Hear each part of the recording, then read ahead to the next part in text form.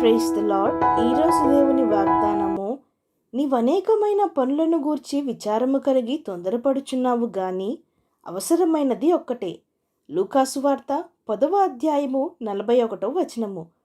ప్రజలారా, మన ప్రభువైన యేసుక్రీస్తు ఈ విధంగా అంటున్నాడు, మార్తా మార్తా, నీవనేకమైన పనులను గూర్చి విచారము కలిగి తొందరపడుచున్నావు గాని అవసరమైనది ఒక్కటే. మరియా ఉత్తమమైన దాన్ని ఏర్పరచుకొనెను, అది ఆమె యొద్ద నుండి తీసివేయబడదని ఆమెతో చెప్పెను. ప్రజలారా, మార్తా, మరియా, లాజరు ఈ ముగ్గురిని ప్రభువు ఎంతగానో ప్రేమించెను. అయితే ప్రజలారా, ఈ లోకంలో ప్రజలను దేవుడు ఎంతగానో ప్రేమించెను.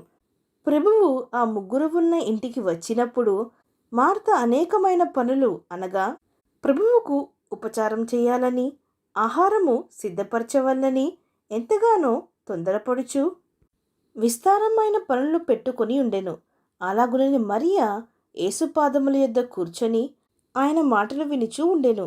ప్రజలారా, ఈ ముగ్గురు కూడా ప్రభువును ఎంతగానో ప్రేమించెను. అయితే మార్త ఎన్నో విచారములు పెట్టుకొని ప్రభువు బోధను వినక పనులు చేయుచూ ఉండెను. ప్రజలారా, ఈనాడు కూడా మనము ప్రభువును ప్రేమించుచున్నాము, ఆయన మార్గములను అనుసరించుచున్నాము, ఆయనకిష్టలుగా జీవించుచున్నాము. అయితే ప్రభువు యొక్క బోధను వినుచున్నామా? ఆయన యొక్క విలువైన మాటలకు, విలువైన బోధలకు, వాక్యములకు సమయమును ఇచ్చి చెవియొగ్గుచున్నామా? ఈ అంత్యదినములలో ఆ మాటలు మనకెంతో అవసరము. ప్రభు వాక్యమునకు కరువు రాబోచున్నది. ప్రభు వాక్యములను ఎంతవరకు మన హృదయంలో భద్రపరుచుకుంటే అంత మేలు. ఆ మాటలు మనల్ని నడిపించును, ప్రోత్సహించును, పడిపోకుండా నడిపించును, తొలగిపోకుండా కాపాడును, కష్టాలలో బాధలలో ఆదరించును, మన హృదయంలో ఉన్న భారమును చింతను తీసివేసి శాంతి సమాధానములను కలిగించును. మరి అలాంటి వాక్యములకు మనము సమయము ఇవ్వట్లేదు. విస్తారమైన పనులతో, ప్రయాసలతో, ఐహిక విచారములతో మన జీవితాలు నిండి ఉంటే ఇక ప్రభువు వాక్యమునకు చోటు ఎక్కడది? కాబట్టి అనేకమైన వాటితో నిండియున్న మన హృదయంలో దేవునికి, ఆయన వాక్యమునకు స్థలము సిద్ధపరుచుకుందాం. హృదయము మొత్తము వాక్యములతో నిండి ఉంటే ఎన్నడూ మనము బాధపడవలసిన అవసరము ఉండదు.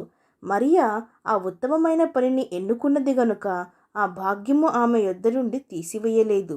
కాబట్టి ప్రజలారా, మనము కూడా దేవుని వాక్యమునకు శ్రద్ధ వహించి ఎటువంటి నిర్లక్ష్యము చేయకుండా ఆయన వాక్యములకు చెవియొగ్గుదాం.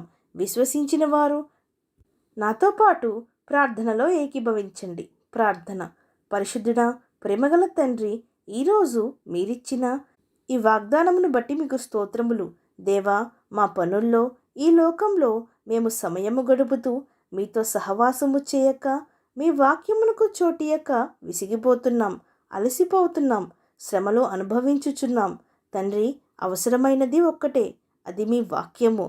ఆ వాక్యము సమయము ఉన్నప్పుడే పఠించి, ధ్యానించి, విని, హృదయంలో అనునయించుకొని భద్రపరుచుకున్నటకు మా ప్రతి ఒక్కరికి నీ సహాయము దయచేయమని ప్రార్థిస్తూ, సమస్త మహిమాగంతలు మీకే చెల్లిస్తూ, ప్రభువైన యేసుక్రీస్తు నామం పేరట అడిగి వేడుకొంచున్నాం పరమ తండ్రి.